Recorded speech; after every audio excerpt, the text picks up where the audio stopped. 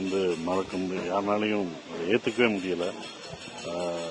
எல்லாருக்கும், எங்களுக்கு மட்டும் இல்லை, மக்கள், தமிழ்நாட்டு மக்கள் எல்லாருமே அதை நீங்கள் பார்த்துருப்பீங்க. அவ்வளோ தூரம் இது பண்ணியிருப்பாங்க.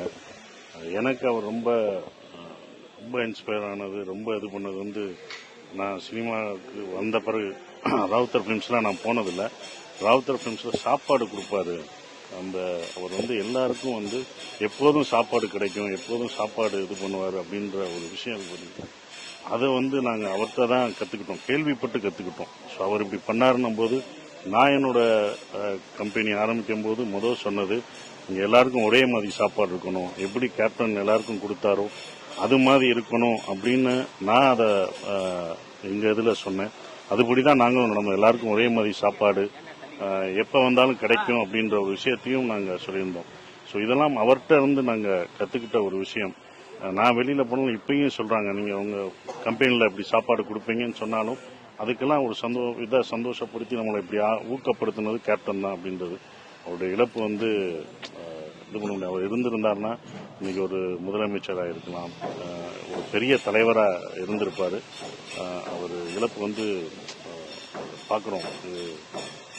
எம்ஜிஆர் அவர்கள் எப்படி இறங்கும்போது எவ்வளோ ஒரு கூட்டம் எப்படி இருந்ததோ அதே மாதிரி தான் கேப்டன் அவர்களுக்கு இருக்குது. இன்னும் நிறைய பேர் வந்து பார்த்துக்கிட்டு இருக்காங்க, அவருடைய சமாதிகளுக்கு வந்து பார்த்துட்டு இருக்காங்க.